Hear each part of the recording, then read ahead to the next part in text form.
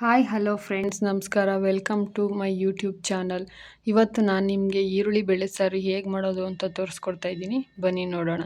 ಮೊದಲಿಗೆ ನಾನು ಏನೇನು ಬೇಕು ಅಂತ ಹೇಳ್ತೀನಿ ನೋಡಿ. 1 ಕಪ್ ಬೇಳೆ ತಗೊಂಡಿದ್ದೀನಿ ನಾನು ಈ ಕಪ್ ಅಳತೆಯಲ್ಲಿ.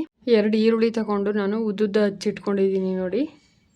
ಮತ್ತು 2 ಟೊಮೊಟೊ ತಗೊಂಡಿದ್ದೀನಿ. 2 ಟೊಮೊಟೊನ ನಾನು ಈರುಳ್ಳಿ ಕಟರಲ್ಲಿ ಕಟ್ ಮಾಡಿ ಇಟ್ಕೊಂಡಿದ್ದೀನಿ. ಮತ್ತು ಹುಣಸೆಹಣ್ಣು ನುಣ್ಣಿ ಹಾಕಿದ್ದೀನಿ ಹುಳಿಗೋಸ್ಕರ.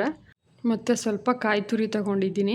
1 ಸ್ಪೂನಷ್ಟು ಸಾಂಬಾರು ಪೌಡ್ರು ಮತ್ತು ಕೊತ್ತಂಬರಿ ಸೊಪ್ಪು ಮತ್ತು ಒಗ್ಗರಣೆಗೆ ಸಾಸಿವೆ, ಕರಿಬೇವು, ಬೆಳ್ಳುಳ್ಳಿ. ಮೊದಲಿಗೆ ನಾನು 1 ಕಪ್ ಬೇಳೆ ತಗೊಂಡು ಅದನ್ನು ತೊಳ್ಕೊಂಡು ಒಂದು 15 ಮಿನಿಟ್ಸ್ ಅದನ್ನ ಉನಿ ಹಾಕ್ತೀನಿ. ಇದಕ್ಕೆ ನಾನು ಹಚ್ಚಿಟ್ಕೊಂಡಿರೋ ಟೊಮೊಟೊದಲ್ಲಿ 1 ಟೊಮೊಟೊದಷ್ಟು ಹಾಕ್ತಾಯಿದ್ದೀನಿ, ಅಂದರೆ ಅರ್ಧದಷ್ಟು ಹಾಕ್ತಾಯಿದ್ದೀನಿ.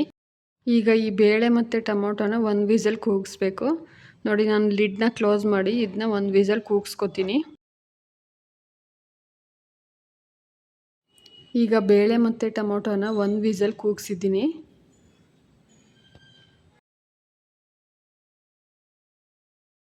ಬೇಳೆ ಮತ್ತು ಟೊಮೊಟೊ ಎರಡು ಚೆನ್ನಾಗಿ ಬೆಂದಿದೆ. ಇದಕ್ಕೆ ನಾವು ನೆಕ್ಸ್ಟು ಉದ್ದುದ್ದ ಹಚ್ಚಿಟ್ಕೊಂಡಿದ್ದೀನಲ್ಲ 2 ಈರುಳ್ಳಿ, ಇದಕ್ಕೆ ಹಾಕ್ತಾಯಿದ್ದೀನಿ ನೋಡಿ. ನೆಕ್ಸ್ಟು ನಾನು 1 ಟೊಮೊಟೊದಷ್ಟು ಉಳಿಸ್ಕೊಂಡಿದ್ನಲ್ಲ, ಆ 1 ಟೊಮೊಟೊನೂ ಹಾಕ್ತಾಯಿದ್ದೀನಿ.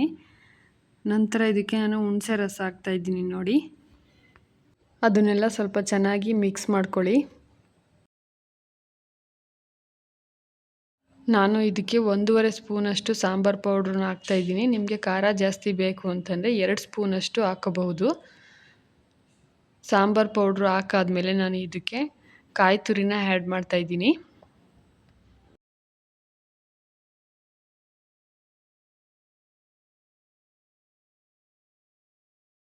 ನೆಕ್ಸ್ಟ್ ನಾನು ಇದಕ್ಕೆ ಸ್ವಲ್ಪ ನೀರು ಹಾಕೋತಿದ್ದೀನಿ. ನಿಮ್ಮ ಕನ್ಸಿಸ್ಟೆನ್ಸಿ ಹೇಗೆ ಬೇಕೋ ಹಾಗೆ ನೀರು ಹಾಕ್ಕೊಳ್ಳಿ.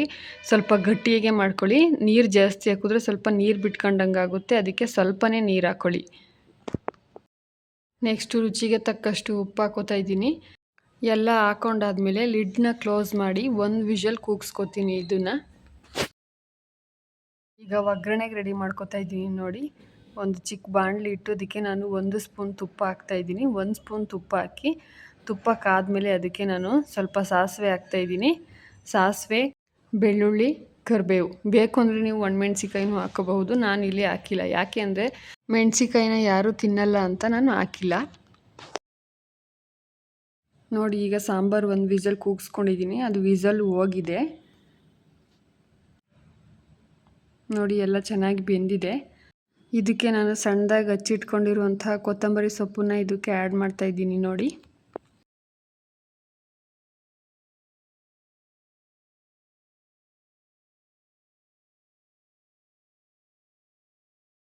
ಒಗ್ಗರಣೆ ಹಾಕಿಟ್ಕೊಂಡಿದ್ದೀನಲ್ಲ ಅದನ್ನು ಈ ಸಾಂಬಾರಿಗೆ ಮಿಕ್ಸ್ ಮಾಡ್ಕೊತೀನಿ ನೋಡಿ. ಈಗ ಬಿಸಿ ಬಿಸಿಯಾದಂಥ ಈರುಳ್ಳಿ ಬೇಳೆ ಸಾಂಬಾರು ರೆಡಿಯಾಗಿದೆ. ಇದನ್ನು ನಾವು ಇಡ್ಲಿ ಜೊತೆನೂ ತಿನ್ಬೋದು, ಅನ್ನಕ್ಕೂ ಹಾಕೋಬಹುದು.